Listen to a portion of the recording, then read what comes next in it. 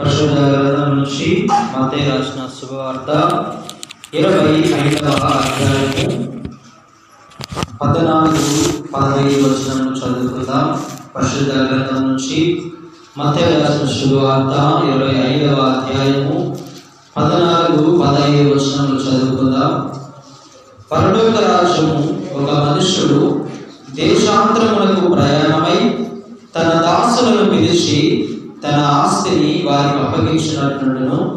అతడు ఒకనికి 5 తలాంతులను, ఒకనికి 2, ఒకనికి 1 ఎవని సామర్థ్యము చొప్పున వానికి ఇచ్చి వెంటనే దేశాంతరము పోయారు. అలాగే 19వ వచనాన్ని జ్ఞాపకం చేసుకుంటే, బహుకాలమైన తర్వాత ఆ దాసుల యజమానుడు వచ్చి వారి యొక్క లెక్క చూసుకునేను. హల్లెలూయా.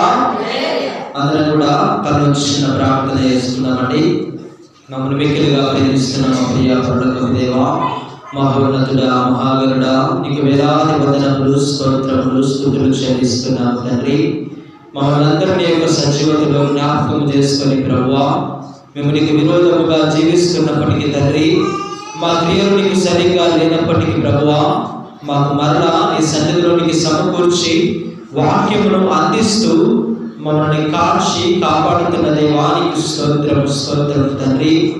ఈ యొక్క శుక్రవార దినం రోజునైనా నీ సన్నిధిలో కూడి వచ్చిన ప్రతి ఒక్కరిని మీరు జ్ఞాపకం చేసుకున్న తండ్రి. ప్రతి ఒక్క స్థితిగతిని ఎదిగిన దేవుడు కనుక తండ్రి, మనుషులకు పై రూపమును చూస్తామేమో కానీ మీరు హృదయ అంతరంగమును చూసి దేవుడు కనుక తండ్రి, ఈ మధ్యాహ్న కాల సమయమందునైనా ప్రతి హృదయముతో మీరు మాట్లాడమని, ఈ యొక్క 2 అంచుల ఖడ్గము గల యొక్క వాక్యమును ప్రతి హృదయములోని గుచ్చుకొని వారి మార మనస్సులకు ఈ సమయమును మీరు అప్పగించమని అడుగుతున్నాము దేవా. ఈ వాక్యం అంతటి నీ చేతికి అప్పగిస్తున్నాము తండ్రి. మీరే తోడుగా నీడగా ఉండమని నజరేయుడైన యేసుక్రీస్తు అతి పరిశుద్ధమైన నామమున అడిగి వేడుకొని పొందినాము తండ్రి. హల్లెలూయా. కూడి వచ్చిన మీ అందరూ కూడా ప్రభు నామమున వందనాలండి. అందరూ బాగున్నారా? బాగున్నారండి. అందరూ చాలా బాగున్నారు. ఎందుకు మనందరం ఈరోజు ఇక్కడ కూడుకొని ఉన్నాం చెప్పండి? ఎందుకు మనం అందరం ఇక్కడికి వచ్చినామండి? చెప్పాలి. ఎందుకు వచ్చినారండి? ఎందుకు వచ్చారండి మీరందరూ? ఒక్కరన్నా చర్చ్ వెళ్ళినారు కాబట్టి వచ్చినారా? హల్లెలూయా. నోరు తెరవండి. ఎప్పుడైతే మనము చెప్పగలుగుతామో వాక్యం మీద ఇంట్రెస్ట్ కలుగుతుంది. మీరు అలానే మౌనంగా ఉండండి. కొద్దిసేపు ఉంటే ఫ్యాన్ చల్లగా వస్తుంది. ఒక్కొక్క గోడ కొనుక్కొని నిద్రపోతాం. హల్లెలూయా. ఎందుకు వచ్చినారు అందరం? మనందరం కూడా ఎందుకండి? లెంట్ డేస్ కాబట్టి వచ్చాము. మరి ముఖ్యముగా శుక్రవారం కాబట్టి వచ్చాము. మరి ముఖ్యముగా చాలా మంది ఏమున్నాము? ఉపవాసము ఉన్నాము. హల్లెలూయా. సరే, ఈ మాట అయితే చెప్పలేకపోయినారు. ఉపవాసం ఎందుకున్నారు? ఎందుకున్నారండి ఉపవాసము? చెప్పండి. దేవుడు చెప్పాలి. ఉపవాసం ఎందుకున్నారు? ఊరికే ఒక పూట అన్నం మిగిలిద్దామని. హల్లెలూయా. ఎవరైనా ఉన్నారు అలాంటి వారు? ఎవరు లేరు కదా. ప్రతి ఒక్కరు ఒక తీర్మానం తీసుకుని ఉపవాసము ఉన్నారు.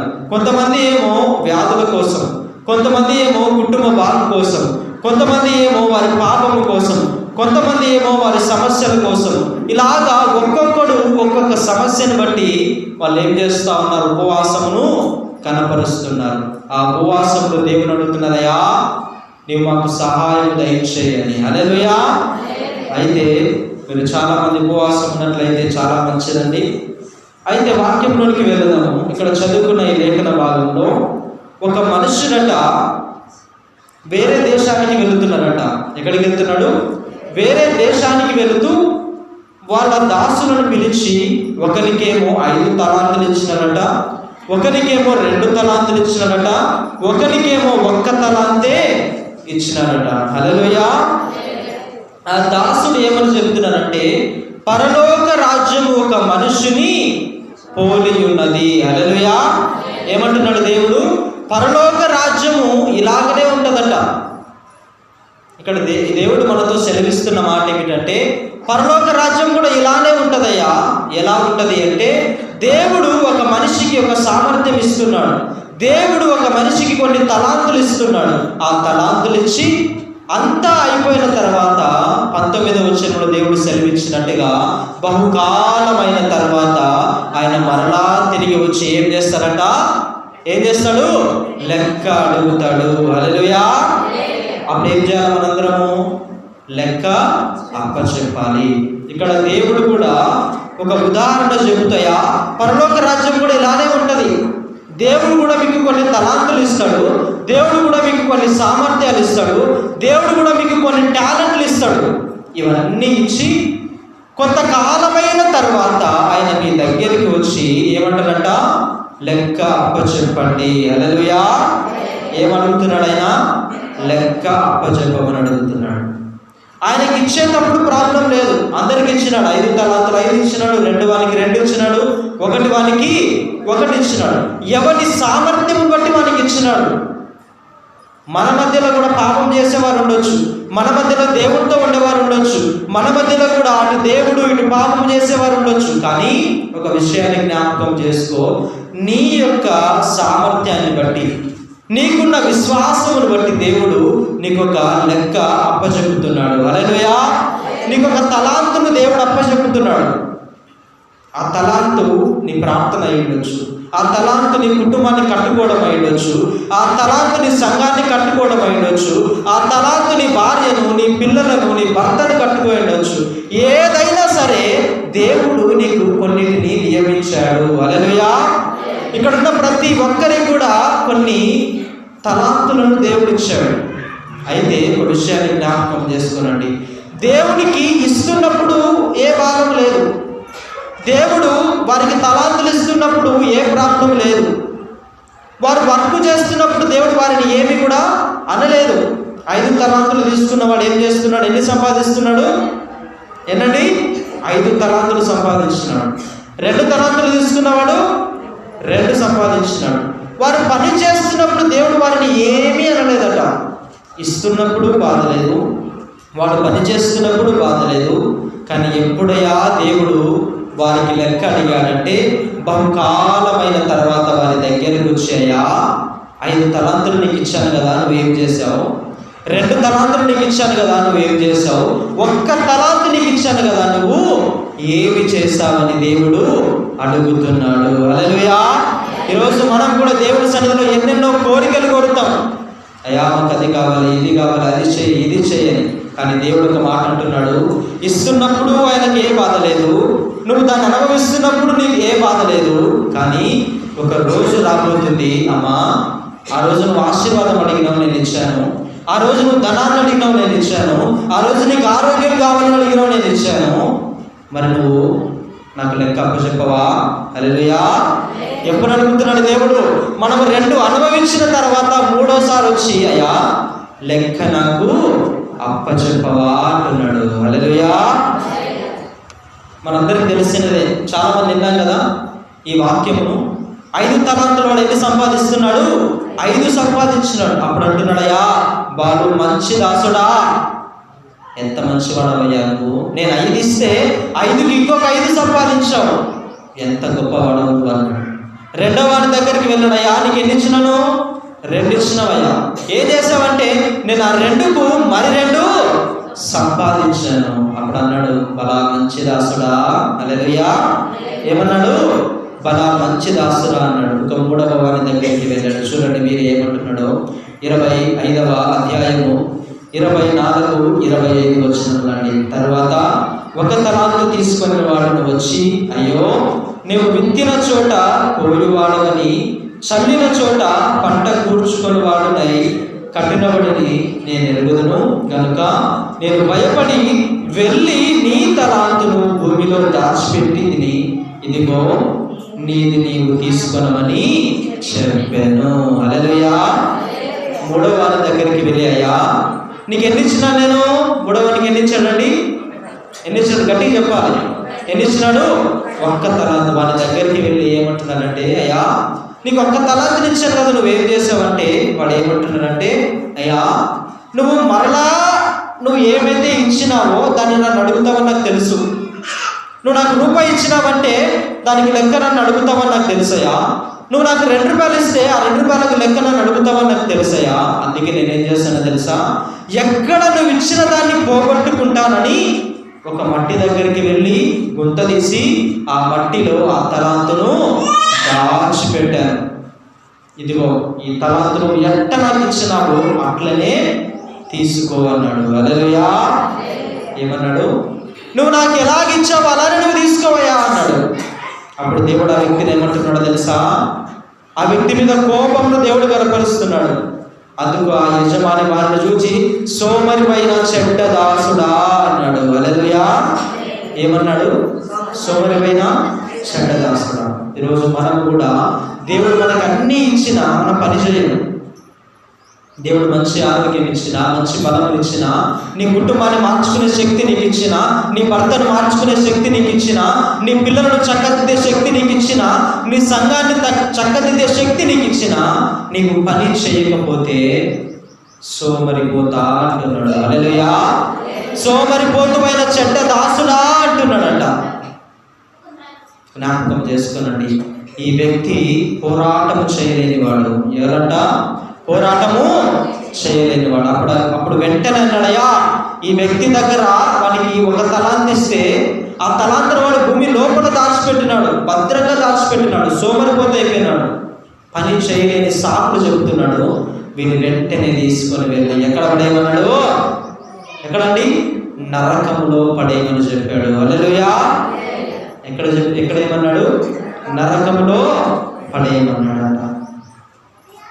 అప్పుడు దేవుడు ఒక మాట అంటున్నాడు. 26, 27 వచనములలో ఏమంటున్నాడంటే, అయ్యా నేను నీకు 1 తలాంతుని ఇచ్చాను కదా, 5 తలాంతులు వాడు ఎన్ని సంపాదించాడండి? ఎన్ని సంపాదించాడు? 5. 2 తలాంతులు ఇచ్చిన వాడు ఎన్ని సంపాదించాడు? 2. 1 తలాంతు ఇచ్చిన వాడు ఏమైనా సంపాదించాడా? ఏమీ సంపాదించలేదు. అప్పుడు దేవుడు వీళ్ళ వ్యక్తితో అన్నాడయ్యా, నీకు నేను ఏ తలాంతునైతే ఇచ్చానో ఆ తలాంతును భూమిలో దాచిపెట్టే బదులు ఎవరికన్నా వడ్డీకి ఇవ్వచ్చు కదా అన్నాడు. హల్లెలూయా. ఏమన్నాడు? ఆ తలాంతును తీసుకొని పోయి భూమిలో దాచిపెట్టి సోమరిపోతు ఇవ్వడం కంటే అదే తలాంతును అట్లే తీసుకొని వెళ్ళి ఎవరికైనా వడ్డీ ఇచ్చింటే నేను బహుకాలం తర్వాత వస్తాను కదా, అప్పుడు ఏం కలుగుతుందండి? నువ్వు ఇచ్చిన రూపాయికు ఏం కలుగుతుంది? వడ్డీ నీకు వస్తుంది. హల్లెలూయా. దేవుడు ఆ సోమరిపోతు అన్నాడయ్యా, ఆ తలాంతును దాచిపెట్టకుండా నువ్వు వడ్డీకి ఇచ్చింటే నీవు కూడా సంపాదించేవాడవే కదా అన్నాడు. అప్పుడు ఆ వ్యక్తి అనుకుంటాడయ్యా, నిజమే కదయ్యా, నువ్వు నాకు ఇది ముందే చెప్పొచ్చు కదా. హల్లెలూయా. ఇది నాకు ముందే చెప్పొచ్చు కదా అనుకుంటాడు. ఈరోజు మనం కూడా ఎలా ఉన్నామంటే అన్నీ అయిపోయిన తర్వాత మన జీవితంలో అయ్యో ఎందుకు చేశాను ఈ పని. ఈ చెడ్డ దాసుడు కూడా దేవుడు చెప్పినాడు, ఈ పని చేయొచ్చు కదా అంటే నాకు తెలియలేదు ప్రభువా అంటూ ఉన్నాడు. చివరికి దేవుడి కోపం ఆ వ్యక్తి మీద పడి ఆ వ్యక్తిని నరకంలో పడవేసింది. 30వ వచనం మనం జ్ఞాపకం చేసుకుంటే, వారిని తీసుకొని వెళ్ళి ఆ నరకంలో పడేయండి, అక్కడ పళ్ళు కొరుకుటను ఏడుపును ఉంటాయి. హల్లెలూయా. ఎందుకయ్యా ఉపవాసం దినం రోజు మాకు ఈ విషయాన్ని చెబుతున్నామంటే ఒక విషయం జ్ఞాపకం చేసుకోనండి. మనిషికి పుట్టినది మొదలుకొని అతడు చచ్చిపోయేంత వరకు కూడా దేవుడు ఆ వ్యక్తికి కావలసినవన్నీ సమకూరుస్తాడంట. హల్లెలూయా. వాడు పడిపోతే లేపుతాడు, వాడు పాపంలో ఉంటే మరలా దేవుడి దగ్గరికి తీసుకొని వస్తాడు. వాడు ఎలాగ వెళ్ళినా వాడిని మరలా చక్కదిద్ది దేవుడి సన్నిధిలో నిలబెడితే వాడు సోమరిపోత అయిపోతున్నాడు. దేవుడు చేసిన మేలును మర్చిపోయి భూమి కింద ఏ విధంగా అయితే వ్యక్తి దాచిపెట్టినాడో మనము కూడా దేవుడు చేసిన మేలులు అన్నీ మర్చిపోయి దేవుడికి కృతజ్ఞతాస్తుతులు చెల్లించడం మర్చిపోయి మన పాపాన్ని విడిచిపెట్టడం మర్చిపోయి మన రోత జీవితాన్ని విడిచిపెట్టడం మర్చిపోయి మన అబద్ధ జీవితాన్ని విడిచిపెట్టడం మర్చిపోయి సోమరిపోతులాగా ఉన్నాం. హల్లెలూయా. ఎలా ఉన్నామంట? మనము సోమరిపోతులాగా అయిపోతున్నామంట. అందుకే ఈ వ్యక్తితో దేవుడు చెప్పాడయ్యా, ఆ వ్యక్తి అంటున్నాడు, ఏమనంటున్నాడు తెలుసా? నువ్వు ఎక్కడ విత్తుతావు అక్కడ ఏం వస్తావట, పంట కోయువాడవని నాకు తెలుసు. హల్లెలూయా. ఏమి తెలుసు ఈ వ్యక్తికి? 2 వ్యక్తులేమో వారు సంపాదించినది ఇచ్చిన దానికి 2 వంతులుగా సంపాదించారు, వాళ్ళ పని వాళ్ళు చేశారు. కానీ 3వ వాడు ఎలాంటి వాడంటే వారికి ఒకటి తెలుసు, నువ్వు విత్తిన దానిని కోలువాడవు. హల్లెలూయా. ఈరోజు ఇక్కడ కూర్చున్న మనము ఏ తప్పు చేస్తే ఏ శిక్ష వస్తాం మనకు తెలియదంటారా? ఇంకా మనకు చిన్నపిల్లలాగా చెప్పాలని లేదొచ్చి, అమ్మ నువ్వు దొంగతనం చేస్తే నీకు ఈ నష్టం వస్తుంది, నువ్వు అబద్ధం ఆడితే ఈ నష్టం వస్తుంది, నువ్వు పాపం చేస్తే ఈ నష్టం వస్తుంది, నీకు ఇంకా చెప్పాలా? నీ కుటుంబం విచ్చలవిడిగా తిరిగితే నువ్వు చీకటిలోనికి అప్పగించబడతావు. నీ కుటుంబంలో ఉన్న వారందరూ చీకటిలోనికి వెళితే సాతానుని మీద ప్రభుత్వం చేస్తుందని నీకు ఇంకా చెప్పాలి ఎవరైనా? తెలియదంటారా? పుట్టినది మొదలుకొని క్రైస్తవులమండి. ఇంకా మనకు ఏది చేస్తే ఏది వస్తుందో మనకు తెలియకుండా మనము ఉండము. ఈ వ్యక్తికి కూడా అన్ని తెలుసు, కానీ పని చేయడము మానేస్తా ఉన్నాడు. హల్లెలూయా. ఏం మానేస్తున్నాడంట? పని చేయడము మానేస్తూ ఉన్నాడు. ఈరోజు మనం కూడా అన్ని తెలుసుకొని నీ పాపం మీద పోరాడలేకపోతున్నాం, దేవుడు ఇచ్చిన దాని మీద పోరాటం చేయలేకపోతున్నాం. దేవుడు నీకు మంచి కృపను మంచి ఆయుష్నిస్తే నీ పాపమును ఒప్పుకోలేకపోతున్నావు, నీ జీవితాన్ని దేవుడికి అంకితం చేయలేకపోతున్నావు. ఎలా దేవుడు ఆశీర్వదిస్తాడు? మరలా అన్ని తప్పులు చేసి అయ్యా నన్ను ఇక్కడ పెట్టు అంటే ఎలా వెళ్తాడు? హల్లెలూయా. మనకెంత స్వార్థం అండి. ఈ లోకంలో ఒక తండ్రి తాగుబోతుగా ఉన్నా, ఒక తండ్రి దొంగతనం చేస్తూ ఉన్నా, ఒక తండ్రి ఈ లోకపరంగా ఎన్ని తప్పుడు చేస్తున్నా వారి కుమారుని దగ్గరికి వచ్చేటప్పుడు అంటారంట, నా కుమారుడు నాలాగా కానే కాకూడదు. మరి వాడు ఎక్కడ ఉండాలా? మంచి జాబ్ చేయాలా, మంచి సంపాదించాలా. ఎంత ఆలోచన మనిషికి! ఒక తండ్రికే, తప్పు చేస్తున్న తండ్రికే కుమారుడు మంచి స్థాయిలో ఉండాలని ఆశ కలిగితే, నీ దేవుడు నువ్వు పడిపోతుంటే లేపుతున్నాడు, నీకు కావలసినవన్నీ దయచేస్తూ ఉన్నాడు. అమ్మా నీలో ఈ పాపం ఉంది, నీలో ఈ క్రియలు ఉన్నాయని నీకు తెలియపరుస్తున్నా కూడా నువ్వు మరలా దేవునికి దూరం అయిపోతే, నువ్వు చేయవలసిన పని నువ్వు చేయకపోతే, పాపముతో పోరాడకపోతే, ఈ ఉపవాస దినములలో నువ్వు పశ్చాత్తాపమును పొందుకోలేకపోతే దేవుడు నిన్ను ఎలాగూ హెచ్చిస్తాడు, దేవుడు నిన్ను ఎలాగూ ఆశీర్వదిస్తాడు. ఇంకా గొప్ప నష్టం ఏమిటో తెలుసా? ఈ లాస్ట్ వానికి ఎన్ని తలాంతులు ఇచ్చాడు? 1 తలాంతు ఇచ్చినాడు. అప్పుడు అన్నాడయ్యా వీడు సోమరిపోతు, వీరికి నేను ఇచ్చినా కూడా వేస్ట్, వానికి ఏమైతే తలాంతులు ఇచ్చానో అది అలాగనే తీసి ఇంకొకరికి ఇచ్చేయండి. హల్లెలూయా. ఏం చేస్తున్నారంట? ఇచ్చిన దాన్ని తీసి ఇంకొకరికి ఇచ్చాడు. ఈరోజు వాక్యం వింటున్న నీకు ఒక విషయాన్ని జ్ఞాపకం చేసుకో. దేవుడు నీ జీవితంలో ఏమైతే ఇచ్చాడో అది ఆస్తులా, అంతస్తులా, ధనమా, పిల్లలా, ఇంకొకట ఏదైనా సరే అది నీ దగ్గర నుంచి అలా తీసి అలా పక్కన పెట్టడం ఆయనకి 1 నిమిషం పని. హల్లెలూయా. కానీ మన పట్ల ఆయన అలా చేయడం లేదు. నీవు మారుతావని, నీ పాపాన్ని ఒప్పుకుంటావని దేవుడు మరలా నిన్ను హెచ్చరిస్తూనే ఉన్నాడు. హల్లెలూయా. నువ్వు అయినా మాట వినకపోతే నీ దగ్గర ఉన్నదాన్ని దేవుడు అలా తీసి పక్క వానికి ఇవ్వగలడు. హల్లెలూయా. ఎందుకు ఇస్తారండి దేవుడు? మేము కష్టపడి సంపాదించాము, చెమటోడ్చి సంపాదించాము, చెమటోడ్చి మేడ మీద కట్టినాము. నువ్వు మేడ మీద కట్టగలుగుతావు కానీ నీ హృదయం కట్టలేదు. హల్లెలూయా. మనుషులము ఎలా ఉంటామో తెలుసా? దేవుడు లేకుంటే పైకి అందరికీ సంతోషంగా కనపడతావట, కానీ నీ హృదయంలో బాధ ఎవరికి చెప్పుకోలేదు. హల్లెలూయా. ఈరోజు జ్ఞాపకం చేసుకో. పైకి సంతోషంగా కనపడి లోపల నలిగే జీవితం కావాలా? పాపమును ఒప్పుకొని నీ జీవితము దేవునికి అర్పించే జీవితం కావాలా?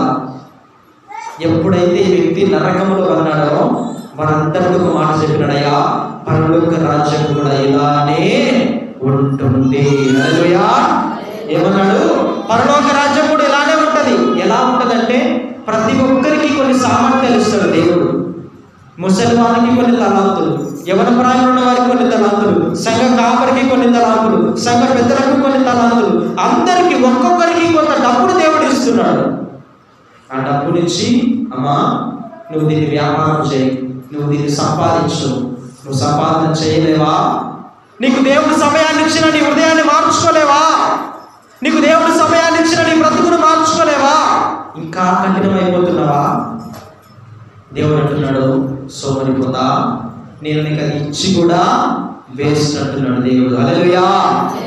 దేవుడు ఇచ్చిన దాన్ని కూడా వేస్ట్ చేసుకుంటున్నావంటే నీవు నరకానికి ఖచ్చితంగా వెళ్ళిపోతావు. అందుకే దేవుడు అన్నాడయ్యా, పరలోక రాజ్యంలో కూడా 2 గుంపులు ఉంటాయంట. ఎన్ని గుంపులు ఉంటాయి? 2 గుంపులు. కుడివైపునకు గొర్రెలు, ఎడమ వైపుకు మేకలు ఉంటాయట. హల్లెలూయా. కుడివైపు వారిని చూసి అంటున్నాడయ్యా, వారిని చూసి అంటున్నాడు, నేను దాహము ఉన్నప్పుడు నాకు దాహాన్ని ఇచ్చారయ్యా, నాకు వస్త్రాలు లేనప్పుడు మీరు నాకు వస్త్రాలు ఇచ్చారు, నేను ఆకలితో ఉన్నప్పుడు నాకు అన్నం పెట్టారయ్యా, మీరు నా మాటలు విన్న నా కుమారుడు నా కుమార్తెలు మీరందరూ రండి. ఎక్కడికి రమ్మన్నాడు? పరలోక రాజ్యానికి రమ్మన్నాడు. వాళ్ళందరూ, అయ్యా మేమెప్పుడు చేసినాం ఇవన్నీ? హల్లెలూయా. మేమెప్పుడు నీకు అన్నం పెట్టామయ్యా, మేమెప్పుడు నీకు వస్త్రాలు ఇచ్చామయ్యా అంటే దేవుడు అన్నాడు, మీరు నాకు ఇవ్వకపోయినా ఇదిగో నా రూపంలో ఉన్న నా పక్కవానికి మీరు ఇచ్చారు, అది నాకు ఇచ్చినట్టే అన్నాడు దేవుడు. హల్లెలూయా. ఈరోజు నువ్వు జ్ఞాపకం చేసుకో, నీ పొరుగు వారితోనే నీకు సహవాసం లేదే, నీ పక్క వారిని నువ్వు ప్రేమించలేకపోతున్నావే, నీ పిల్లలను నువ్వు ప్రేమించలేకపోతున్నావే, వాడు తిరుగుతూ తందనాలాడితే నీవే వాడిని ద్వేషిస్తే ఎవరు కడతారు వాడిని? హల్లెలూయా. నీ కుటుంబంలో ఉన్నవాడు తిరుగుతూ తందనాలాడితే నీవే వాడిని ఇచ్చి నీకే అంత కోపం వస్తుంది. నీ పిల్లల్ని మాట వినకపోతే నీ దేవాది దేవుడు నీకు సమయాన్ని ఇచ్చి నీకు జీవితాన్ని ఇచ్చి కూర్చోబెట్టి నీ హృదయాన్ని గుచ్చుతూ ఉండేవరే, నువ్వు ఈ పాపం చేస్తే నరకానికి పోతావురా, ఈ తప్పు చేస్తే నీ కుటుంబం చీకటిలోనికి వెళ్తుందిరా, అంతేకాదు నువ్వు చేసిన తప్పుకు నీ తరములు శిక్ష పొందుతాయిరా అంటే లెక్కలేనితనమా, సోమరిపోతుతనమా, మారు మనస్సు లేనితనమా. ఎవరు నష్టపోతారు? ఎవరు నష్టపోతారండి? ఎవరండి? దేవుడేనా? మనమే నష్టపోతాము. హల్లెలూయా. ఇంత విన్న తర్వాత ఒక ప్రశ్న అండి. హల్లెలూయా. ఏమిటి ఆ ప్రశ్న అంటే, ఒకనికి 5 తలాంతులు ఇచ్చాడు, ఒకనికి 2 తలాంతులు ఇచ్చారు. వారిద్దరు ఏమైనా శిక్ష పొందుకున్నారా? పొందుకున్నారండి? హల్లెలూయా. పొందుకున్నారా లేదా చెప్పండి? శిక్షను పొందుకోలేదు. ఎవరు శిక్ష పొందుకున్నాడు? 1 తలాంతు తీసుకున్నవాడు శిక్ష పొందుకున్నాడు.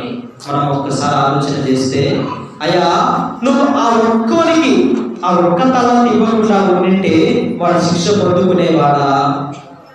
దేవుడు కనుక వాడికి 1 తలాంతు ఇవ్వకుంటే వాడు శిక్షను పొందుకునేవాడా? పొందుకునేవాడు కానీ కాదు. అప్పుడు ఎవరిది తప్పు? దేవుడా వాడిదా? దేవుడిని కదా తప్పు. దేవుడు ఇవ్వకుండా ఉంటే వాడు శిక్ష పొందుకునేవాడా? హల్లెలూయా.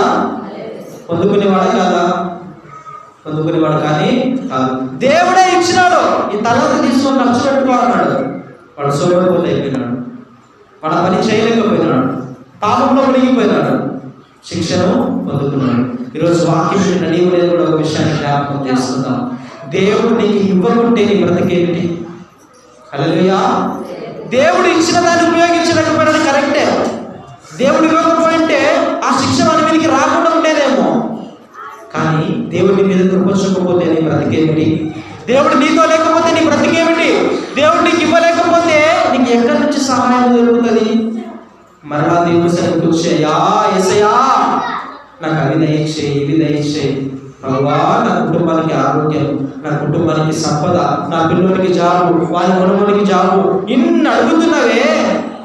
ఇన్ని అడిగిన నీవు పొందుకున్నప్పుడు ఏ సమస్య లేదు, నువ్వు దాన్ని అనుభవిస్తున్నప్పుడు ఏ సమస్య లేదు. కానీ ఒక రోజు రాబోతుంది, గుర్తుపెట్టుకో, ఆ రోజున నీవు దేవునికి లెక్క అప్పచెప్పాలి. హల్లెలూయా. ఎవరికి లెక్క అప్పచెప్పాలి? దేవునికి లెక్క చెప్పాలి. మనం అడిగిన దానికి మనము దేవునికి లెక్క అప్పచెప్పాలి. ఎందుకు ఈ వ్యక్తి దేవునికి కోపానికి అంత కారణమైపోయినాడు? ఈ 1 తలాంతు పొందుకున్నవాడు ఎందుకు దేవుడి కోపానికి అంతగా అడిక్ట్ అయ్యాడంటే ఒకే ఒక కారణం. యెహోషువ రాసిన గ్రంథము 24వ అధ్యాయము, యెహోషువ రాసిన గ్రంథము 24వ అధ్యాయము 19వ వచనం అండి. యెహోషువ రాసిన గ్రంథము అందుకు యెహోషువ యెహోవా పరిశుద్ధ దేవుడు, రోషము గల దేవుడు, ఆయన మీ అపరాధములను మీ పాపములను పరిహరింపని వాడు, మీరు ఆయనను సేవింపలేరు. హల్లెలూయా. ఒక విషయం జ్ఞాపకం చేస్తానండి. ఎవరైతే దేవుడి నుంచి మేలు పొందుకుంటున్నారో, ఎవరైతే దేవుడి దగ్గర నుంచి ఏదైతే పొందుకుంటున్నారో, ఎవరైతే పాపం చేస్తూ ఉన్నారో, ఎవరైతే ఆజ్ఞను అతిక్రమిస్తున్నారో వారందరికీ ఒక మాట, ఒకడు తప్పు చేస్తున్నాడంటే వాడు తెలిసి చేస్తాడా తెలియకుండా చేస్తాడా? హల్లెలూయా. తెలిసి చేస్తే పాపమా తెలియకుండా చేస్తే పాపమా? చెప్పండి. తెలిసి చేస్తేనే పాపం. ఆజ్ఞ అతిక్రమమే పాపం. ఇప్పుడు ఒక్క తలాంతు పొందుకున్న వీడు నరకంలో అన్నారా అంటే వారికి తెలిసేనా తెలియకనా? తెలిసే కదా. వాడే అంటున్నాడయ్యా, నువ్వు నన్ను అడుగుతావని నాకు తెలుసు, అందుకని నేనేం చేస్తాను, దాచిపెట్టినాను. ఈరోజు వాక్యం వింటున్న మనందరం ఒక విషయాన్ని జ్ఞాపకం చేసుకోవాలా. మనిషి ఏ పాపం అయితే చేస్తున్నాడో అది వాడు తెలిసి చేస్తున్నాడు. హల్లెలూయా. నువ్వు ఏ పాపమునైతే చేస్తున్నావో, ఏ ఆజ్ఞనైతే నువ్వు అతిక్రమిస్తున్నావో తెలిసే చేస్తున్నావు. తెలిసి చేసి అన్నీ చేసి, అయ్యా నాకెందుకు ఈ శ్రమ, నాకెందుకు ఈ కష్టము? యోషువుడు అన్నాడు వాళ్ళతో, అయ్యా నువ్వు ఆరాధిస్తున్న దేవుడు రోషము కలిగిన దేవుడు. హల్లెలూయా. ఎలాంటి దేవుడు మన దేవుడు? రోషము కలిగిన దేవుడు. నువ్వు పాపం చేస్తే సహించనంట, నువ్వు తప్పులు చేస్తే సహించనంట. అప్పుడు అన్నాడయ్యా, నా దేవుడు ఇలాంటి దేవుడు, పాపం చేస్తే ఒప్పుకోడు, మీరు తప్పు చేస్తే ఒప్పుకోరు, మీరు ఆయనను సేవిస్తారా సేవించారా మీరే తెలుసుకోండి అని చెప్పినాడు. అప్పుడు ఇశ్రాయేలు ప్రజలు అందరూ అంటారట, లేదు లేదయ్యా మేము ఖచ్చితంగా ఈయననే సేవిస్తాము అన్నారు. హల్లెలూయా. ఈరోజు వాక్యం వింటున్న మీరందరూ ఒక విషయాన్ని జ్ఞాపకం చేసుకోండి. నోటి మాటతో ఏదో ఒక మాట అనేస్తాం, అయ్యా నా పాపాలన్నీ క్షమించు ప్రభువా, అయ్యా నాకు ఆశీర్వాదం దయచేయి ప్రభువా, నేను అలా ఉంటానయ్యా ఇలా ఉంటానయ్యా, అన్ని తీర్మానాలు చేస్తున్నావు బిడ్డ. కనుక విషయాన్ని జ్ఞాపకం చేసుకో, నువ్వు పలికిన మాట ఎంతో పవర్ఫుల్. హల్లెలూయా. ఎంత పవర్ఫుల్ అంటే నీ నాలుకతోనే, నీ నోటి మాటతోనే నీవు జీవంలోనికి వెళ్ళొచ్చా మరణంలోనికి వెళ్ళొచ్చా చెప్పొచ్చంట. హల్లెలూయా. నీవు మాట్లాడే మాటను బట్టి నువ్వు పాపం చేస్తున్నవాడవా, నువ్వు దేవుళ్ళో ఉన్నవాడవా అని దేవుడు తీర్పు తీరుస్తాడు. అంత పవర్ఫుల్ నీ మాట. అలాంటి నోటితో దేవుని సన్నిధిలోకి వచ్చాయా నేను మారుతానంటావు, నేను పాపం చేయనంటావు, కానీ మరలా వెళ్ళి ఏ పాపం అయితే చేయనంటావు అదే పాపమును చేస్తావు. కుక్క తన వాంతికి ఎదిగినట్టుగా మరలా పోయి ఆ నీచమైన బ్రతుకునే ప్రేమిస్తావు. ఎలాంటి జీవితం ఇది? ఎంత దేవుణ్ణి వ్యతిరేకించే జీవితం ఇది. ఇంత బ్రతికి అయ్యా నాకెందుకయ్యా ఈ శ్రమలు, నాకెందుకయ్యా ఈ కష్టములు అంటే దేవుడు అంటున్నాడమ్మా, ఈ కష్టములు నేను ఇచ్చినవి కాదు, నీవే కొని తెచ్చుకున్నావు. హల్లెలూయా. ఆ ఒక్క తలంతు వానికి దేవుడు ఇచ్చినది కాదు, వాడే కొని తెచ్చుకున్నాడు పని చేయక. ఈరోజు మనం కూడా ఇలానే ఉన్నామండి. దేవుడి గురించి తెలుసుకొని పని చేయలేకపోతున్నాం, దేవుడి ప్రేమను తెలుసుకొని పని చేయలేకపోతున్నాం, అన్ని తెలుసుకొని సోమరిపోతులం అయిపోతున్నాం. హల్లెలూయా. అలా సోమరిపోతులం అయిపోతే ఎక్కడికి వెళ్తాం? మనందరం కూడా నరకానికి అప్పగించబడతాం. ఇంకా దేవుడి ప్రేమ మనకు అర్థం కావాలి అంటే ఎలాంటి ప్రేమ ఆయనది అంటే బైబిల్ గ్రంథంలో హోషేయ అనే ఒక ప్రవక్త ఉన్నాడు. ఎవరండి? హోషేయ అనే ప్రవక్త. హల్లెలూయా. హల్లెలూయా. నిద్రపోతున్నవారు హల్లెలూయా. చాలండి, ఇంకా నిద్రపోతున్నవారు హల్లెలూయా.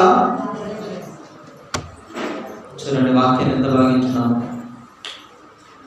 బైబిల్ గ్రంథంలో హోషేయ అనే ఒక ప్రవక్త ఉన్నాడు. ఎవరండి? హోషేయ అనే ప్రవక్త.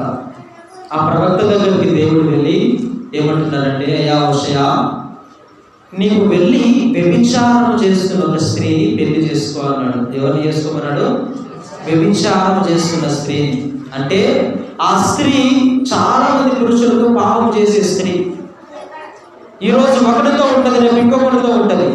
అలాంటి స్త్రీని పెళ్లి చేసుకోమని ఎవరితో చెప్తున్నాడు? హోషేయ ప్రవక్తతో. ఒక గొప్ప ప్రవక్తతో దేవుడు చెబుతున్న మాట ఏమిటంటే, నీవు వెళ్ళి వ్యభిచారం చేసే స్త్రీని పెళ్లి చేసుకో అని చెప్పినాడు. హోషేయ వెళ్ళినాడు, దారిలోనికి నడుచుకుంటూ వెళుతున్నాడు. వెళుతూ ఉంటే ఒక చోట ఒక స్త్రీ నిలబడి ఆమెను వేలపాటు వేస్తున్నారు. నాకు 1,00,000, నాకు 2,00,000 ఇస్తా, నాకే కావాలి ఈమె. నేను 3,00,000 ఇస్తా, నాకే ఈ రాత్రి కావాలి ఆమె. అందరూ ఆమెను బట్టి వేలపాట వేస్తూ ఉంటే హోషేయ వెళ్ళి, అయ్యా అయ్యా నాకు కూడా కావాలామె, నేను 5,00,000 ఇస్తా, నేను 10,00,000 ఇస్తా, నాకు ఆమెను కావాలి అని ఆమెను తీసుకున్నాడు. ఆమెను పిలుచుకొని ఆమెను దగ్గరకు తెచ్చుకునేమా, నేను నిన్ను కొనుక్కున్నది నీతో పాపం చేయడానికి కాదు, కానీ నేను నిన్ను పెళ్లి చేసుకోవాలనుకుంటున్నాను. హల్లెలూయా. ఏమని చెప్పాడు ఆ స్త్రీతో? నేను నిన్ను పెళ్లి చేసుకోవాలని అనుకుంటున్నాను అన్నాడు. సరేనయ్యా పెళ్లి చేసుకున్నాం, సరే అని వెళ్ళి ఆమెను పెళ్లి చేసుకున్నాడు. పెళ్లి చేసుకొని ఆమె కుమార్తె పుట్టింది, కుమారుడు పుట్టినాడు. మరలా పాత జీవితం పిలుస్తుంది, ఆ సంతోషకరమైన జీవితం మరలా పిలుస్తుంది. పగలంతా భర్తతో బాగా ఉంటుంది, భర్త చెప్పినవన్నీ వింటది. రాత్రి అయ్యిందంటే గోడ దూకి వెళ్ళి పాపమును చేస్తుంది. హల్లెలూయా. ఉదయం అంతా భర్త చెప్పిన మాటనే వింటది, రాత్రి అయితే గోడ దుక్కుతుంది, వెళ్ళి ఎంతోమంది పురుషులతో పాపమును చేస్తుంది. హోషేయ రాత్రి గదిలోనికి వెళ్తాను లేదు, గోమర్ అనే స్త్రీ లేదు. మరలా వీధులు అమ్మడి వెళ్తున్నాడు, అయ్యా అయ్యా అయ్యా ఆమె నా భార్య అని మరలా కొని తెచ్చుకున్నాడట. దేవుడు ఒక మాట చెప్పినాడయ్యా, ఆమె ఎన్ని తప్పులు చేసినా నువ్వు ఆమె ఒక్క మాట కూడా అనకూడదు. హల్లెలూయా. ఏమని కండిషన్ పెట్టే దేవుడు, నువ్వు ఆమె ఎన్ని తప్పులు చేసినా ఆమె ఒక్క మాట కూడా నువ్వు అనకూడదు అన్నాడు. వెళ్ళాడు. ఆమె ఆ సంత విధులలో నిలబడి ఆ చినిగిపోయిన బట్టలు వేసుకొని అందరికీ తన శరీరం కనబడుతూ ఆమె అక్కడ నిలబడి ఉంటే, ఒక భర్తగా హృదయం ఎలా ఉంటుందండి? హల్లెలూయా. ఒక భర్తగా ఆమెను అలా చూస్తూ అందరూ ఆమెను వేలపాట పాడుతూ ఉంటే హోషేయ వెళ్ళి, అయ్యా అయ్యా ఆమె నా భార్య, ఆమె కావాలయ్యా, మరలా వెళ్ళి కొనుక్కొని తెచ్చుకున్నాడు. అలా ఒక్కసారి కాదు, 2 సార్లు కాదు, 3 సార్లు కాదు, ప్రతిరోజు రాత్రి అయితే చాలు వెళ్ళడం. అమ్మా నేను నీ భర్తను కదా, నువ్వు నన్ను విడిచిపెట్టిపోతావా, నీకేమైనా గొడవ చేశానా, నేను నీకేమైనా తప్పు చేసినానా, నేను అన్ని ఇచ్చినాను కదా, నువ్వు ఉండు నా దగ్గరే అంటే, సరేనయ్యా ఉంటా అంటది. మరలా రాత్రి గోడ దూకడం, పాపం చేయడం, గోడ దూకడం, పాపం చేయడం, ఇలా చేస్తూ చేస్తూ చేస్తూ ఉంటుంది. ఒకానొక రోజు ఆమె ఒంటి మీద బట్టలు లేవు. హల్లెలూయా. ఆమెను అలా సంత వీధుల్లో నిలబెట్టి అందరు వేలపాట పడుతున్నారట.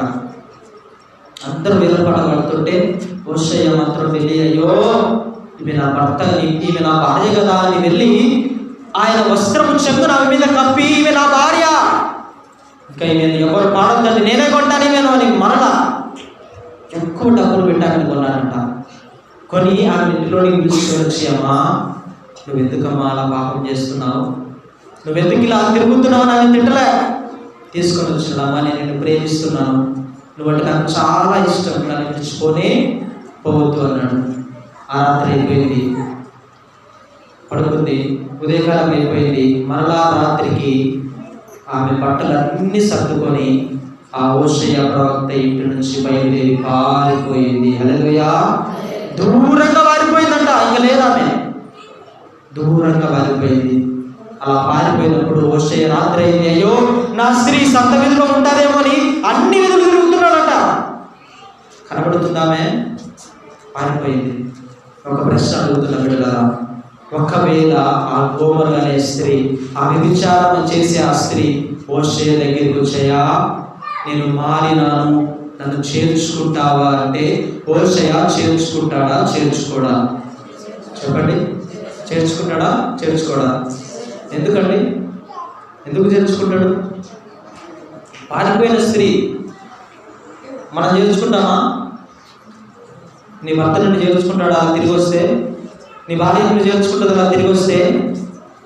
కానీ హోషేయతో దేవుడు అన్నాడయ్యా, హోషేయ నువ్వు ఒకవేళ అదే పారిపోయిన స్త్రీ మరలా నీ దగ్గరకు వస్తే నువ్వు చేర్చుకుంటావా అంటే ఖచ్చితంగా చేర్చుకుంటానయ్యా అన్నాడు. హల్లెలూయా. దేవునికి ప్రేమ కలుగును గాక. అప్పుడు దేవుడు అన్నాడయ్యా, నా ప్రేమ కూడా ఇలాంటిదే, నువ్వు మరలా ఆయన ముఖం మీదనే పాపము చేస్తూ వెళుతూ ఉంటే, నువ్వు పాపము జీవితంలో నువ్వు జీవిస్తూ ఉంటే, వ్యభిచారపు జీవితంలో నువ్వు జీవిస్తూ ఉంటే మరలా నిన్ను పిలుచుకోవచ్చారే, ఇలా వెళ్ళకరా బాబు, నువ్వు ఇలా పాపం చేస్తే నీ కుటుంబం నాశనం అవుతుందిరా, నేను మరలా సన్నిధికి పిలుచుకొని వచ్చి వాక్యాన్ని చెప్తే సరే అంటాం. వాక్యాన్ని వింటాం, నీకు హృదయాన్ని గుచ్చుకుంటుంది వాక్యం, అన్నీ వింటాం.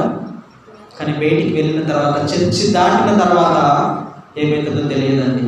అదే పాపపు మాటలు, అదే పాపపు ప్రవర్తనలు, పాపపు జీవితం. ఒక విషయాన్ని జ్ఞాపకం చేసుకో, నువ్వు మరలా తిరిగి వస్తాయి నేను చేర్చుకుంటాడా? చేర్చుకోడా? హల్లెలూయా! చేర్చుకోడా అండి? ఖచ్చితంగా చేర్చుకుంటాడు. అంత గొప్ప ప్రేమ ఉంది దేవునిది. ఆ ప్రేమని విడిచి ఈ లోకంలో ధనం కోసం ఆశపడుతున్నావు, ఆ ప్రేమని విడిచి ఈ లోకంలో కొద్దిపాటి సంతోషం కోసం ఆనందిస్తున్నావు, ఆ ప్రేమని విడిచి సినిమాలని, షికారులని, సీరియల్లని ఆలోచన చేయండి. దేవుడే నీకు తెలియపరుస్తున్నాడు. ఎన్ని మాటలు వెళ్ళిపోలేదు, నువ్వు ఎన్ని మాటలు దేవుడు నిలబెట్టలేదు, మర్చిపోతున్నావా? అది నీకోసం ఊరికే చేస్తున్నాడు దేవుడు. దేవుడు నిన్ను ఆయనకు పని పాటలేక అవన్నీ నీకు చేస్తున్నాడా? కాదండి, నువ్వంటే ఆయనకు చాలా చాలా చాలా ఇష్టం. కానీ ఇంత ఇష్టమన్నా కూడా ఇష్టాన్ని పక్కన దాన్ని మనం ఎక్కడికి వెళ్తున్నామో తెలుసా? నరకానికి వెళుతున్నాం. హల్లెలూయా! అంత ఇష్టాన్ని కూడా పక్కన పెట్టి నరకాన్ని రుచి చూస్తున్నాం. చూద్దాం, ఒక విషయం జ్ఞాపకం చేసుకుందాం. ఎలా నరకానికి వెళుతున్నామో తెలుసా? సంఖ్యాకాండము 16వ అధ్యాయము, సంఖ్యాకాండము 16వ అధ్యాయము 31వ వచనము. అతడు ఆ మాటలన్నీ చెప్పి చాలించగానే వారి కింది నేల నెరవేర్చెను, భూమి తన నోరు తెరచి వారిని వారి కుటుంబమును కోరాహు సంబంధులకు వారి సమస్త మింగి వేసెను. హల్లెలూయా! దేవునికి మహిమ కలుగును గాక. ఏమంటున్నాడు ఆయన? ఒక కుటుంబం ఉందంట, వారందరినీ భూమి మింగి వేసిందంట. ఇది మొదటి నరకము. హల్లెలూయా! మొట్టమొదటిగా ప్రజలు అరే మనకు నరకం ఉందిరా అని చూసిన దినము ఏదైనా ఉన్నదంటే ఈ కోరాహు దినములలోనే. హల్లెలూయా! మనందరం పాట కూడా పాడతాం.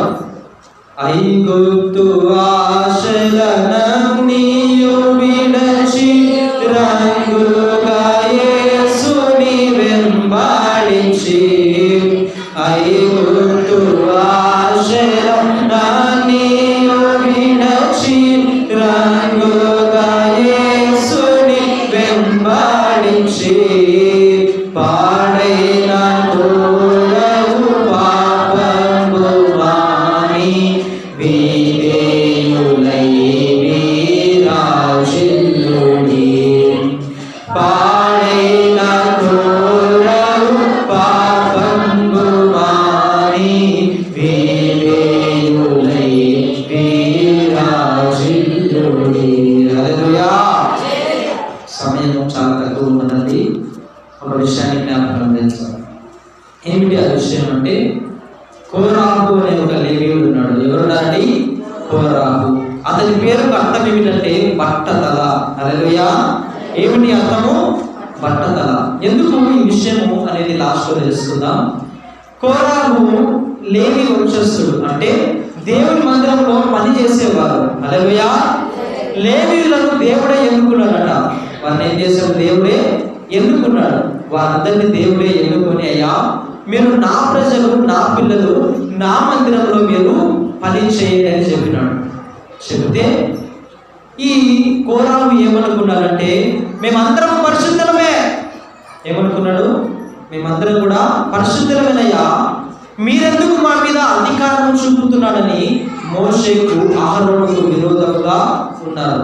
హల్లెలూయా! మోషేకు అహరోనుకు విరోధంగా వీళ్ళు ఉన్నప్పుడు, అయ్యా మేమందరం కూడా పరిశుద్ధులమే, నువ్వేదో పెద్ద పరిశుద్ధులను మాకు చెప్తున్నావు, మేము కూడా పరిశుద్ధులమే అని విర్రవీగినాడు కోరాహు. అలా విర్రవీగి 250 మంది సైన్యమును వేసుకొని మోషే దగ్గరికి వచ్చి, అయ్యా మేము కూడా పరిశుద్ధులమే. హల్లెలూయా. ఏమని చెప్పాడు? మేము కూడా పరిశుద్ధులమే అన్నాడు. అప్పుడు అన్నాడయ్యా, మోషే అంటున్నాడయ్యా, ఎవరు పరిశుద్ధులో దేవుడే నిర్ణయిస్తాడు. మీరందరూ ధూపమును పట్టుకొని రండి. హల్లెలూయా. ఏం పట్టుకొని రమ్మన్నాడు? ధూపమును పట్టుకొని దేవుడి సన్నిధికి రండి. అక్కడ ఆయనే ఎవరు పరిశుద్ధులో ఎవరు పరిశుద్ధులు కాదు దేవుడే తెలియపరుస్తాడు. హల్లెలూయా. ఆ మరుసటి రోజు ఆ 250 మంది ఆ ధూపాలు పట్టుకొని వచ్చినారు. ధూపాలు పట్టుకొని దేవుని సన్నిధికి వచ్చారు. హల్లెలూయా. దేవుని సన్నిధికి వచ్చే ముందు ఈ మోషే అయ్యా వాళ్ళకి చెప్తున్నాడు, కోరాహయ్యా, కోరాహు, నువ్వు చేస్తున్నది చాలా తప్పయ్యా. దేవునికి వ్యతిరేకంగా వెళ్తే నువ్వు నాశనం అయిపోతావు. కోరాహు, నా మాట వినువంటే వాళ్ళ మాట వినలేదు. కోరాహు 250 మందిని వేసుకొని వెళ్ళినాడు దేవుని సన్నిధికి. ఆ ధూపాన్ని పట్టుకొని వెళ్ళినాడు. పట్టుకొని వెళ్ళిన తర్వాత ఆ దేవుని మందిరం దగ్గర వాళ్ళు నిలబడగానే దేవుని కోపము వారి మీదకి వచ్చింది. హల్లెలూయా. చూడండి 19వ వచనము 19వ వచనం చదవండి. కోరాహు ప్రత్యక్ష గుడారం యొక్క ద్వారం వద్దకు సర్వ సమాజమును వారికి విరోధముగా పోగు చేయగా యెహోవా మహిమ సర్వ సమాజమునకు కనబడెను.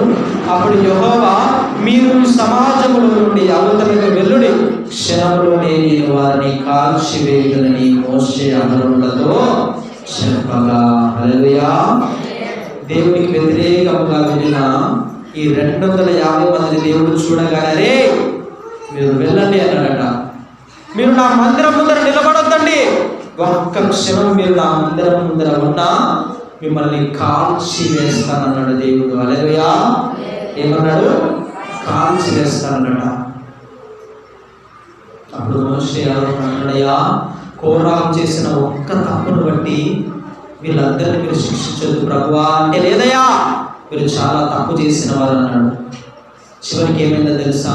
దేవుడు ఒక నిర్ణయం తీసుకున్నాడు. ఎవరైతే దేవునికి విరోధంగా వెళ్ళారో వారందరూ నిలబడిన చోటనే, వారందరూ గుంపుగా కూడి ఉన్న చోటనే ఆ భూమి చీలిందట. హల్లెలూయా. ఏమైపోయింది? భూమి చీలిపోయి ఆ పాతాళములో ఈ కోరాహు కుటుంబం వారు ఆ 250 మంది అగ్ని చేత కాల్చబడి ఆ భూమిలోనికి వాళ్ళు వెళ్ళారు. హల్లెలూయా. ఒక విషయాన్ని జ్ఞాపకం చేసుకో, దేవునికి విరోధంగా వెళ్ళిన కోరాహు జీవితము ఈ నరకమునకు అప్పగించబడింది. హల్లెలూయా. ఈరోజు ఒక విషయాన్ని జ్ఞాపకం చేసుకోనండి. కోరాహు చేసిన ఒక్క తప్పును బట్టి 250 మంది నరకంలో పడ్డారు. మరి రోజు నువ్వు నీ కుటుంబంలో గొప్పవాడిగా ఉన్నావు, నీ కుటుంబంలో పెద్దవాడిగా ఉన్నావు, సంఘంలో పెద్దవాడిగా ఉన్నావు. నువ్వు చేస్తున్న తప్పు నీ పిల్లల మీదకి రాదంటారా? నువ్వు చేస్తున్న తప్పు నీ కుటుంబం నాశనం చేయదంటారా? తల్లిదండ్రులైన వారి పాపం చేస్తే, తల్లిదండ్రులైన వారి దేవుని భయభక్తులు లేకుంటే నీ పిల్లలు ఏమైపోతారో ఆలోచించావా? ఆకారం చేసిన తప్పు కుటుంబం అంతా ఆకులలో పడ్డారు. వాళ్ళ పిల్లలు అడిగిండొచ్చు, నాన్న ఎందుకు నాన్న వీళ్ళందరూ వాళ్ళు రాళ్ళంతా పడుతున్నారంటే ఏం చెప్తాడు తండ్రి? పాపము పండిన దినమున, లెక్క అప్పచెప్పవలసిన దినమున జ్ఞాపకం చేసుకో. నువ్వు ఎలాంటి వాడవైనా ఆ రోజు నీ ఉపయోగం పనికిరాదు, నువ్వు ఆలోచించే ఆలోచన పనికిరాదు. హల్లెలూయా. చివరిగా ఒక్క విషయాన్ని జ్ఞాపకం చేస్తానండి. మనందరికి అర్థమయ్యే రీతిలో ఒక విషయం. మనందరికి తెలిసిన 2 వ్యక్తులు ఉన్నారు, ధనవంతుడు, లాజరు. ధనవంతుడు ఎక్కడున్నారు? లాజరు ఎక్కడున్నారండి? చెప్పాలి. ధనవంతుడు ఎక్కడున్నాడు? నరకంలో ఉన్నాడు. మరి లాజరు పరలోక రాజ్యంలో ఉన్నాడు. అయితే ధనవంతుడు ఆ నరకంలో ఉన్నప్పుడు ఏమైనా మాట్లాడుతున్నాడా? హల్లెలూయా. ఏం మాట్లాడుతున్నాడండి ఆ యొక్క ధనవంతుడు? అయ్యా, ఆ చిన్న బొటకన వెళుతా నాకు ఒక్క చుక్క నీళ్ళు ఇస్తావా అని అడిగినాడు. వేడికి తట్టుకోలేక, బాధ తట్టుకోలేక. రెండవది అడిగినాడు ఏంటో తెలుసా? అయ్యా, నన్ను ఒక్కసారి కిందికి పంపిస్తే నా సహోదరులు ఉన్నారయ్యా, నా కుటుంబం వారు ఉన్నారయ్యా, వారు నాలాగనే డబ్బని, పాపమని, ఈ లోక సంబంధమైన వాటన్నింటినీ వారు ఆశ కలిగి ఉన్నారయ్యా. వారందరూ నా దగ్గరికి వస్తే, నాలాగా వారు ఈ బాధను అనుభవిస్తే దేవా అలాంటి బాధ వారికి రాకూడదంటే నన్ను ఒక్కసారి నన్ను ఎక్కడికి పంపిమన్నాడు? కిందికి పంపిస్తావా అని అడిగినాడట. అప్పుడు దేవుడు అన్నాడయ్యా, నీవు వాళ్ళ కిందికి వెళ్ళి వాళ్ళకి చెప్పినా వాళ్ళ బుర్రలు మారని మారను. హల్లెలూయా. ఈరోజు మనం కూడా అలా తయారైపోతున్నాం. వస్తున్నాం దేవుని సన్నిధికి అయితే రాగలుగుతున్నాం, కరెక్టే. కానీ నీ హృదయం సాతాను చేత మోసగించబడుతుంది బిడ్డ. అన్ని కరెక్ట్ అని నీకు చెప్తుంది. కోరావు కూడా అదే చెప్తుంది. నువ్వు పరిశుద్ధులని కోరావుకు సాతాను చెప్పింది. హవ్వకు చెప్పింది, అమ్మా నువ్వు ఈ పంట తింటే నువ్వు దేవతలు అయిపోతావు అని చెప్పింది. ఈ మధ్యాహ్న కాలంలో సాతాను నీకేం చెప్తున్నాడు? నువ్వు చేస్తున్న ప్రతి పని మంచిదని చెప్తున్నాడా? నువ్వు దేవుడి సన్నిధికి వచ్చి నిద్రపోతుంటే ఏం కాదమ్మా చెప్తున్నాడా? నువ్వు దేవుడి సన్నిధిలో పాపం చేస్తుంటే ఏం కాదులే, ఎవరు చేయడం లేదు పాపం నీకు చెప్తున్నాడా? ఒక విషయాన్ని జ్ఞాపకం చేసుకో. దేవుడికి విరోధంగా నడిచిన వాడు శిక్షను ఖచ్చితంగా అనుభవిస్తాడు. హల్లెలూయా. మొదటి సమయంలో రాసిన గ్రంథము 2వ అధ్యాయము 25వ వచనం, చివరి వచనం ముగించుకుందాం. మొదటి సమయంలో రాసిన గ్రంథము 2వ అధ్యాయము 25వ వచనం చదవండి ఎవరైనా. మొదటి సమయంలో రాసిన, మరొకసారి చదవండి. నరునికి నరుడు తప్పు చేసిన ఎడల దేవుడికి విమర్శ చేయడు, కానీ ఎవరైనాను యెహోవా విషయంలో పాపం చేసిన ఎడల వాని కొరకు ఎవడు విజ్ఞాపనము చేయను. హల్లెలూయా. నేను అక్కతో గొడవ ఉన్నాను అనుకోండి, ఇంకొకరు వచ్చి మా ఇద్దరి గొడవను సాగు చేస్తారు. నీకు నీ పక్కనతో గొడవ ఉన్నావు అనుకో, అమ్మాయి ఇది తప్ప ఇలా చేయకూడదని వాడిని సాగు చెప్తాడు. కానీ నువ్వు దేవునికే విరోధంగా బ్రతుకుతే నీకోసం ఎవడు ప్రార్థన చేస్తాడు? దేవునికే నువ్వు విరోధంగా నీ క్రియలుంటే, దేవుని వాక్యాన్ని నీ హృదయం అంగీకరించకపోతే నీకోసం ఎవడు ప్రార్థన చేస్తాడు? ఈ పాపిని రక్షించని ఎవరు నీకోసం మొరబెడతాడు? ఆలోచన చేయండి. నువ్వు మనుషులకు విరోధంగా ఉన్నా ఎప్పుడైనా వారితో కలిసిపోవచ్చేమో, కానీ దేవునికి విరోధంగా ఉండే జాగ్రత్త. నీకు నరకం తప్పదు. హల్లెలూయా. ఆ నరకం కూడా ఎలాంటిదో తెలుసా? నరకం అంటే చాలా మంది అనుకుంటుంటారు, మంచి చావు వచ్చినాడండి వాడు, ఎంత మంచి చావు, అలా మంచం మీద అనుకున్నాడు అలానే చనిపోయినాడు, ఎంత మంచి చావు వచ్చిందా వాడికి అనుకుంటున్నావా? ఎంత మంచి చచ్చిపోయినాడు. చచ్చిపోయిన వాడికి ఏం బాధలు ఉంటాయండి? ప్రశాంతంగా చచ్చిపోయినాడు వాడు. మాకే బాధలు ఉన్నాయి, మాకే అప్పు సమస్యలు ఉన్నాయి అనుకుంటున్నావు. మన విషయం జ్ఞాపకం చేసుకో. నీవు నరకంలోనికి వెళ్ళిన తర్వాత నీ కుటుంబం నీకు గుర్తొస్తుంది. నువ్వు నరకంలోనికి వెళ్ళిన తర్వాత నీ పశ్చాత్తాపం నీకు గుర్తొస్తుంది. ఆ తలంతులు వానికి దేవుడు చెప్పినట్టుగా యారు ఒడ్డుకి ఇవ్వచ్చు కదా అంటే, అయ్యో నిజమే కదా ప్రభు అన్నట్టుగా నీకు కూడా నువ్వు చేసిన పాపాలన్నీ గుర్తొస్తాయి. నిజమే కదా ప్రభువా, ఆనాడు వాక్యాన్ని అంగీకరించలేకపోయానే, నిజమే కదా ప్రభువా, ఆనాడు నా హృదయం కూర్చినా కూడా ఆ పాపాన్ని విడిచిపెట్టలేకపోయానే. పశ్చాత్తాపం గుర్తొస్తుంది, నీ కుటుంబం నీకు గుర్తొస్తుంది. ఇన్ని గుర్తొచ్చినా రక్షణ ఉందా? లేదు. పశ్చాత్తాపం వస్తుంది నరకంలోనికి వెళ్ళిన తర్వాత, కానీ రక్షణ నీకు లేదు బిడ్డ. ఆ నరకం నుంచి పరలోక రాజ్యం వెళ్ళే దారి లేదు. ఎంత ఉన్నా నీ ఉపయోగములు నీ ఆలోచనలు ఏవైనా సరే నరకంలో పనిచేయబడ్డ ఈ లోకంలోనే పనిచేయాలి. హల్లెలూయా. ఈ మధ్యాహ్న కాలం వాక్యం మీద మనందరం ఒక విషయాన్ని జ్ఞాపకం చేసుకుందాం.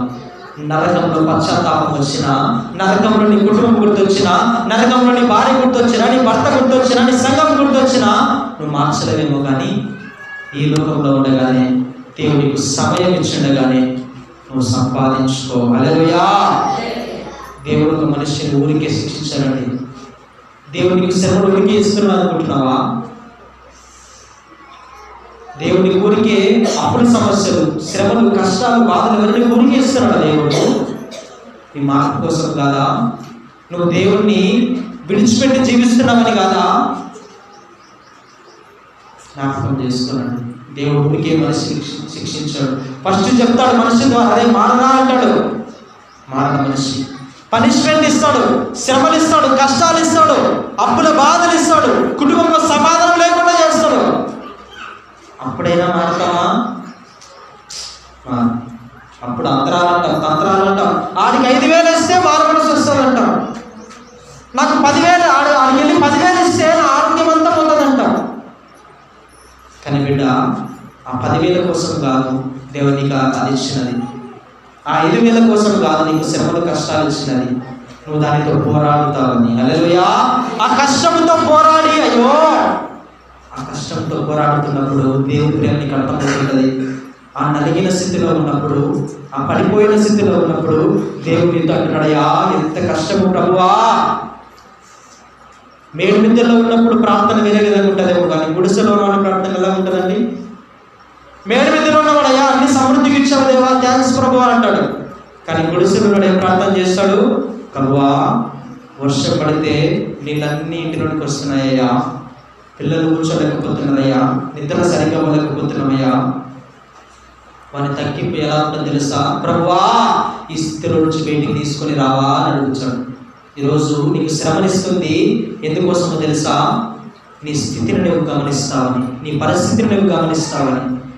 అయ్యా, ఇవన్నీ నా వలన కాదు, నీ వల్లనే నాకు వచ్చాయని నువ్వు గమనించి ఆ శ్రమ నుంచైనా మారమనసు పొందుతావని. అప్పటికీ మారకపోతే, ఆ పనిష్మెంట్ వచ్చిన తర్వాత కూడా నీ హృదయాన్ని మార్చుకోలేకపోతే, దేవుడు అంటున్నాడు, నిన్ను దేవుడు విడిచిపెట్టే రోజు రాబోతా ఉంది. హల్లెలూయా. వీడి చావు నువ్వు చావురా, నీ ఇష్టం ఇంకా వదిలేస్తాడు దేవుడు. అలా వదిలేసే రోజు రాకముందే ఈ సమయం ఉండగానే నిన్ను కట్టుకో. నీలో ఏడ పరిశుద్ధత ఉంది. దేవుడికి విరోధంగా బ్రతికినందుకు 250 మంది చచ్చిపోయారు, నరకంలో పడ్డారు వాళ్ళు. దేవుడికి విరోధంగా మాట్లాడినందుకే. మరి బిడ్డ, దేవుడి వాక్యాన్ని విని దేవుడికే విరోధంగా పనిచేస్తున్నావే. ఒక భర్తను ఒక స్త్రీ మోసం చేస్తే భర్త ఉదయం ఎంత ఘోరం ఉంటుందో, అవునా? హల్లెలూయా. నీ భర్త నిన్ను మోసం చేస్తే నీకు ఎంత బాధ ఉంటుందో. ఇంత ప్రేమిస్తే, ఇన్ని చేస్తే, ఇంత త్యాగం చేస్తే మారడా వీడు, ఎంత కోపం, ఎంత బాధ. ఈరోజు దేవుడు నీతో నాతో సెలవిస్తున్నాడు, బిడ్డ నీకు అన్ని దేవుడు ఇస్తున్నాడే, అన్ని సమకూరుస్తున్నాడే, నువ్వు మారకపోతే ఆయన బాధపడంటారా? హల్లెలూయా.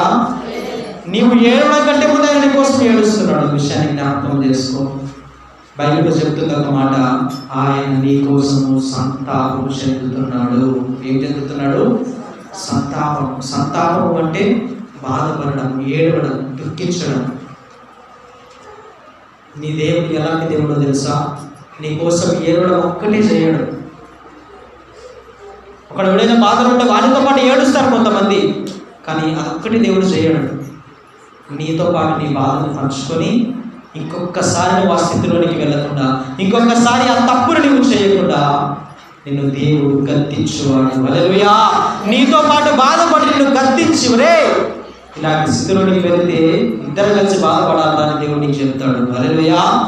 కాబట్టి ఈ మధ్యాహ్న కాల సమయంలో వాక్యం విన్న ప్రతి ఒక్కరు ఒక విషయాన్ని జ్ఞాపకం చేసుకుందామండి. దేవునికి ఇచ్చిన సమయాన్ని వృధా చేసుకోకు, దేవునికి ఇచ్చిన జ్ఞానాన్ని వృధా చేసుకోకు. ఏది మంచో ఏది చెడు అన్నీ తెలుసుకొని నరకంలో పడిపోయే వారిగా ఉండొద్దండి. ఆ ప్రేమను గుర్తించుకోండి. మీరే చెప్పారు, హోషే దగ్గరికి ఆ స్త్రీ మరలా వస్తే అంగీకరిస్తాడా అంటే అవును అన్నారు. ఈ మధ్యాహ్న కాలంలో దేవుడిని ఒక ప్రశ్న అడుగుతున్నాడు, నీ హృదయంలో ఒక ప్రశ్న అడుగుతున్నాడు. నువ్వు మరలా తిరిగి వస్తే, నీ పాపం నుంచి మరలా తిరిగి వస్తే, నీ దొంగతనం నుంచి మరలా తిరిగి వస్తే, నీ అబద్ధ జీవితం నుంచి మరలా తిరిగి వస్తే, నీ దేవుడు నిన్ను అలాగనే తీసుకుంటాడా? తీసుకోడా? తీసుకోడా అండి? అరే, నువ్వు పాపం చేసిన వాడు నిన్ను వెలివేస్తాడా? చిన్న కుమారుడు తిరిగి వస్తే తండ్రి కౌగులించుకొని ముందు పెట్టుకున్నారట. ఎంత ప్రేమ! కోపం చూపిలా, బాధపడ్డలా, వచ్చినందుకు సంతోషం చూపించాడు. ఈరోజు బిడ్డ, నీవు కూడా తిరిగి వస్తే ఆయన నిన్ను కౌగులించుకొని గుర్తు పెట్టుకొని నీవు కోల్పోయిన వాటన్నిటిని మరలా నీకు 2 ఆశీర్వాదములు దేవుడు దయచేస్తాడు. హల్లెలూయా. కాబట్టి మధ్యాహ్న కాలంలో నీవు కోల్పోయినవన్నీ తిరిగి రావాలి అంటే మనుషులను ఆశ్రయించవద్దు, ఈ లోకంలో ఉన్న వారిని ఎవరిని ఆశ్రయించవద్దు, నీ బంధువుల జోలికి వెళ్ళదు, కానీ ఒక్కరిని మాత్రం ఆశ్రయించు, నీ దేవుని ఆశ్రయించు, నిన్ను ప్రేమించు, నీ తండ్రిని ఆశ్రయించు. నువ్వు కోల్పోయిన పూర్వ అనుభవాన్ని దేవుడు నీకు దయచేయునుగాక. ఆమేన్. హల్లెలూయా. వాక్యము దేవుడు దీవించి ఆశీర్వదించును గాక.